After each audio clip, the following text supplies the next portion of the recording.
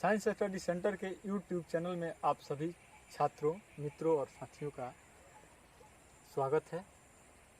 आज हम लोग सॉलिड स्टेट के टॉपिक 5 को पढ़ने जा रहे हैं। यह है number of atoms in unit cell, यानी कि इकाई सेल में परमाणुओं की संख्या या बिंदुओं की संख्या। देखिए यहाँ पर एटम्स मीन्स एटम्स का अर्थ है पॉइंट से, और वह पॉइंट्स एटम्स भी हो सकता है, मोलिक्यूल्स भी हो सकता है और आयंस भी हो सकते हैं। तो यहाँ पर हम लोग इसके पहले वाले टॉपिक में पढ़े हुए थे कि यूनिट सेल 4 प्रकार का था, जिसको हम लोग पहला सिंपल सेल के रूप में, दूसरा बीसीसी के रूप में, तीसरा एफसीसी और चौथा ECC.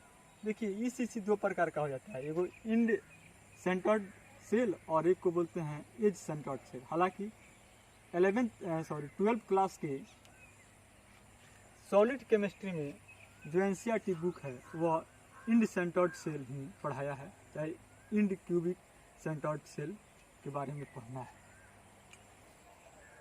Contribution of different point, यानी कि विभिन्न बिंदुओं की भागीदारी, सहयोग। मैंने कहने का अर्थ है कि इकाई सेल में बिंदुओं की भागीदारी या सहयोग कैसे होता है, इस पॉइंट के अंदर हम लोग समझेंगे। जैसे यह कहता है टॉपिक 1 में लिखे हैं contribution of point by each corner point, यानी कि प्रत्येक कोने के बिंदु द्वारा कितनी बिंदुओं की भागीदारी होती है। तो इसको हम लिखे 1/8, परंतु यह समझ में आया होगा नहीं कि कैसे 1/8 हो गया। अब इसको हम समझाने का प्रयास कर रहे हैं या समझने की एक छोटी सी कल्पना कर रहे हैं।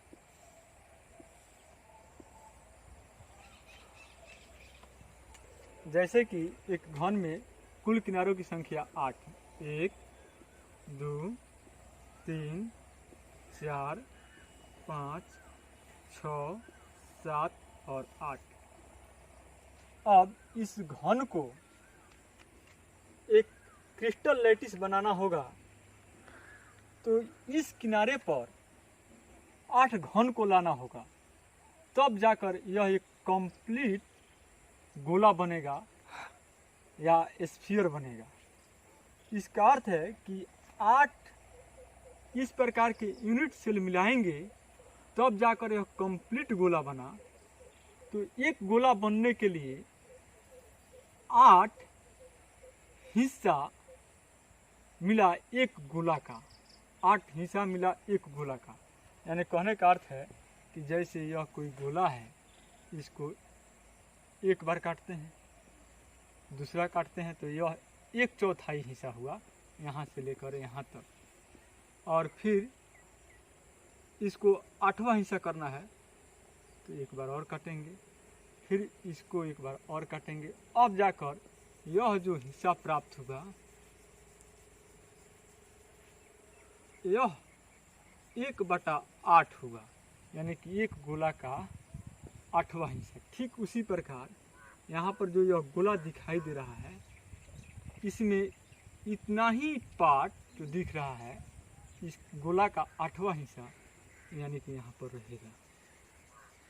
अतः हम कह सकते हैं कि प्रत्येक किनारे में, प्रत्येक कोने में, किनारे में नहीं, प्रत्येक कोने में बिंदुओं की भागीदारी 1/8, यानी कि गोला का 1/8वां हिस्सा रहता है। अब इसमें दूसरा है contribution of point by each face point, प्रत्येक फलक बिंदु द्वारा बिंदुओं की भागीदारी। इसको समझ लेते हैं। जैसे यह एक यूनिट सेल है और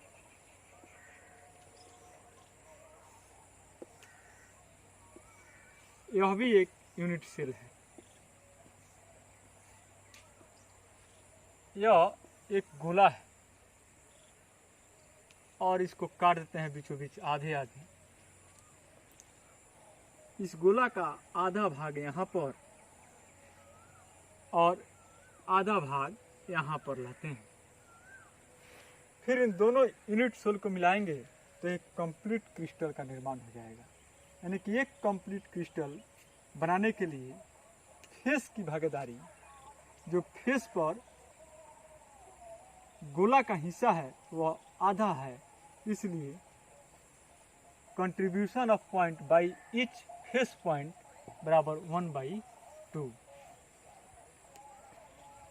contribution of point by each and point, यानी कि प्रत्येक अंत बिंदु द्वारा बिंदुओं की भागीदारी। तो जैसे कि फलक में हम लोग देखे थे फेस में, वैसे इसमें भी होता है। यह एक क्यूब हो गया या यूनिट सेल कहिए, फिर यह भी एक यूनिट सेल हो गया, और इसका एंड पॉइंट यह, इसका एंड पॉइंट यह, इसमें भी यह बिंदु है या पॉइंट है या गोला है, और इसमें भी यह बिंदु है, पॉइंट है या गोला है। दोनों को मिलाएंगे, दोनों एंड पॉइंट को मिलाएंगे तो एक कंप्लीट क्रिस्टल का निर्माण हो जाएगा। अतः एंड पॉइंट के भी द्वारा बिंदुओं की भागीदारी 1/2 होती है। अब देखिए इसमें है 4 नंबर में contribution of point by body, means पिंड द्वारा बिंदुओं की भागीदारी। इसमें यह एक क्यूब हो गया, और इस क्यूब के अंदर बिंदुओं की भागीदारी हमेशा एक होती है, यानी कि कंप्लीट गोला इसमें रहता है, कंप्लीट स्फीयर इसी में रहेगा। अतः हम कह सकते हैं कि बॉडी द्वारा, पिंड द्वारा बिंदुओं की भागीदारी बराबर 1। अब टॉपिक बना है calculation of atoms in unit cell, यानी कि इकाई सेल में बिंदुओं की गणना। सबसे पहले हम लोग को पढ़ना था simple unit cell. Simple unit cell का स्ट्रक्चर इस प्रकार है। इसमें बिंदुएं प्रत्येक कोने पर अवस्थित रहती है या स्थित रहती है। तो इसमें कह रहा है कि 8 कॉर्नर्स एटम, यानी कि 8 कोने पर एटम्स हैं, और उसके बाद गुना 1/8 एटम्स पर यूनिट सेल, यानी कि प्रति इकाई सेल में 1/8 परमाणु। तो दोनों को गुना करेंगे, यानी कि 8 गुना 1/8 कट कर दे देगा 1, यानी कि हम लिख सकते हैं total atoms in simple cell बराबर 1 एटम। फेस सेंटर्ड सेल, इसका स्ट्रक्चर यही हो गया। प्रत्येक कोने पर बिंदुएं तो रहती ही हैं, इसके अतिरिक्त इसमें 6 फलक, 1 2 3 4 5 और 6, यानी कि 8 कोना और 6 फलक पर बिंदुएं रहती हैं। तो इसमें हम लोग कैसे कैलकुलेशन करें, तो यहाँ पर देखिए, एट कॉर्नर एटम्स गुना 1/8 एटम्स पर यूनिट सेल। तो इसको लिख सकते हैं 8 गुना 1/8 कटेगा दे देगा 1। फिर इसमें 6 गो फेस पर है, तो 6 फेस एटम्स गुना 1/2। इसमें बताए थे पहले कि कंट्रीब्यूशन 1/2 होता है फेस पर एटम्स पर यूनिट सेल। अब हम इसको लिख सकते हैं 6 गुना 1/2 कट जाएगा, आएगा 3। अब यहाँ पर टोटल, यहाँ पर 6 फेस एटम्स गुना 1/2 एटम्स पर यूनिट सेल, यानी कि 6 गुना 1/2 कट जाएगा तो हो जाएगा 3। तो total atoms of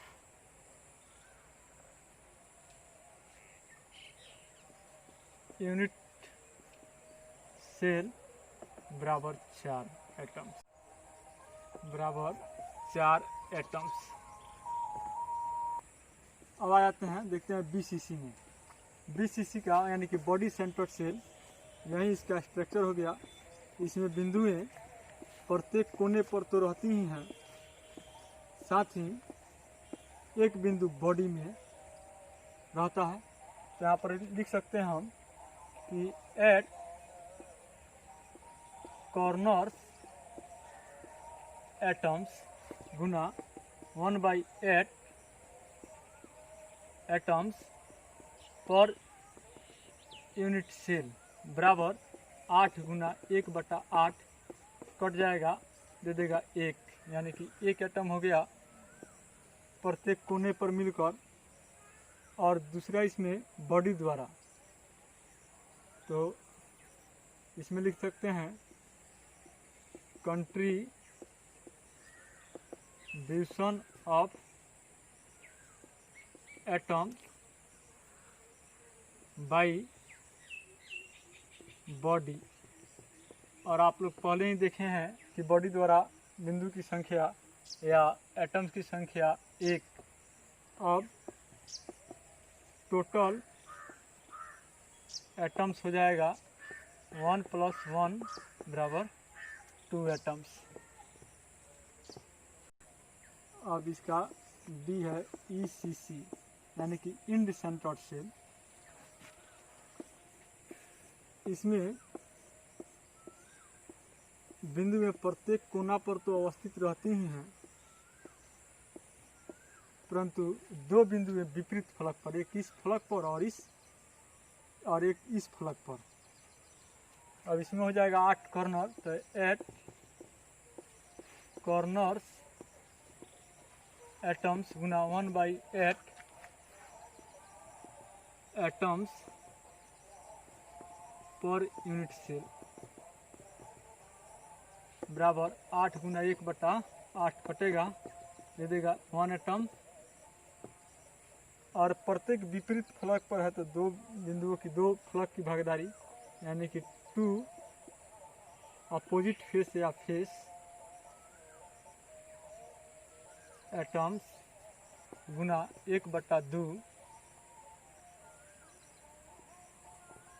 atoms per unit cell बराबर 2 गुना 1/2 कट जाएगा, दे देगा 1 एटम, यानी कि टोटल एटम्स बराबर 1 + 1 बराबर 2 एटम्स।